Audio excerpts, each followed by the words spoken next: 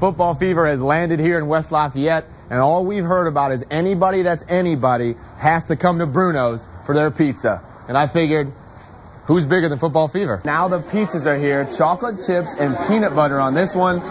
It's a tough job, but somebody's got to do it.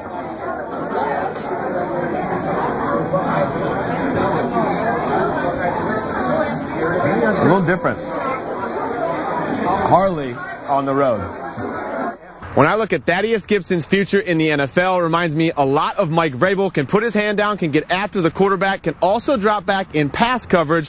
Versatility should be his biggest asset in the NFL, but only time will tell. For the Football Fever, I'm Rob Harley. I thought Ohio State did a great job, especially on third down on defense. Oregon couldn't get anything done. That's been their little snafu all season long, and they didn't fix it in this game. We talked about New Year's resolutions. Oregon missed on that one. This team, I've said it before, I'm going on the limb. I've watched a lot of great defenses this season, but this Ohio State defense, the best in the nation. You got to take your hats up to the Hawkeyes, a young group that came into this building, played really well. The Buckeyes are Pasadena bound. Both these defenses slugging it out, a tug-of-war all game long. Iowa comes back with a kickoff return, but Ohio State, in the end, gets it done on defense in overtime. Well, you can tell the frustration as you talk to these players. A lot of questions, not a lot of answers right now. In my mind, on defense for Ohio State, it was a case of Purdue catching lightning in a bottle, prone to turnovers all season long, and they made the plays in this game that they needed to make. On offense for the Buckeyes, you've got to start keeping it simple. Don't give them too much to think about. Just let them play fast. They look to regroup next week against Minnesota. Anthony, let's go back to you. I think in November, the Buckeyes go 1-2. I think the Penn State's obviously the toughest one, but then it's a toss-up between those two games. I got to get them going up to Ann Arbor for a win. That's the biggest thing. When I see a quarterback not have anywhere to throw, don't try to fit it in. Just throw it away. We don't need you to win the game for us. Just don't lose it.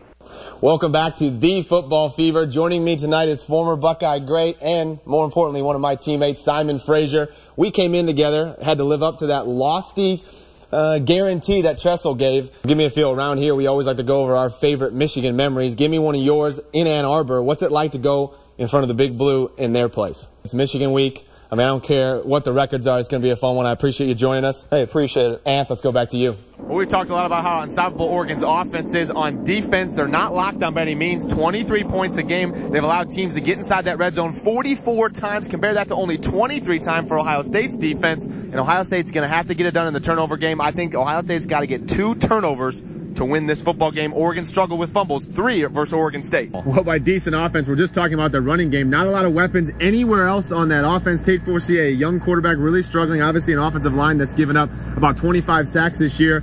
Brandon Minor now out. Carlos Brown steps in. He's very capable, 6 yards a carry. And really, we said it in the pregame, it's going to be up to the defense to win these ball games. The offense still not producing points, only 14 points. The defense gets it done, adding 7 points to the mix and 5 turnovers from that defense, playing like a defense possessed. Thanks so much. Back in West Lafayette, where the 1-5 Purdue Boilermakers stunned the 7th-ranked Buckeyes, and the Boilers got it done with pressure. Terrell Pryor proving yet again that he cannot consistently make good decisions, and on defense for Ohio State, could not get off the field on third down.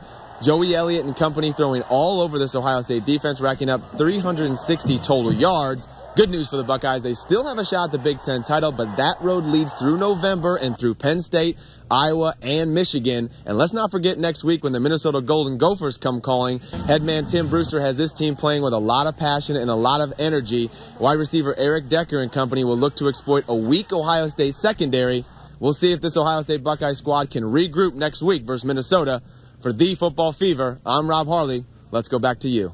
That's right, partner. I'm living the rock and roll lifestyle right now in Johnny Cash's tour bus. He used this bus the last 2 decades of his career. The Buckeyes last week found themselves in their own little ring of fire as they failed to win in a big game once again. They've got redemption on their minds facing Toledo this weekend. We'll have more on that coming up next. Back to you guys in Columbus. Switching from natural grass to this synthetic field turf. Obviously, you can see the ground-up rubber. No big difference from the Ohio State's practice field. They practiced on it for about 4 years now. Thanks a lot, Roger. Here with Coach Tressel. Coach, in the first half, you guys have had some problems down the red zone. What do you do in the second half to overcome some of those woes? Well, they're doing a nice job penetrating a little bit on us, and, you've got to play low and play hard. Was Ohio State playing man? Were they playing zone? We'll wonder no more. Let's go inside the huddle.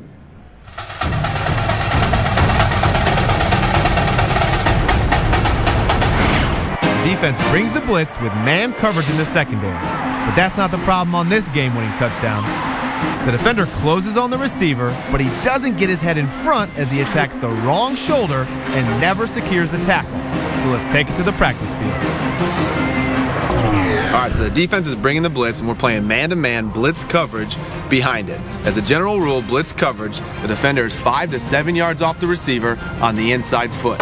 Due to the blitz, the throw is going to come out quick. And because of that large cushion I gave in blitz coverage, it's not about man-to-man coverage anymore. Instead, it's about the technique at the point of attack.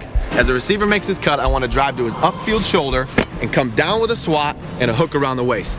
I want to hook my arm around his waist so I can grab cloth and secure the tackle. In a blitz coverage situation, it's not about zone or man coverage. It's about perfect technique and just getting the guy on the ground.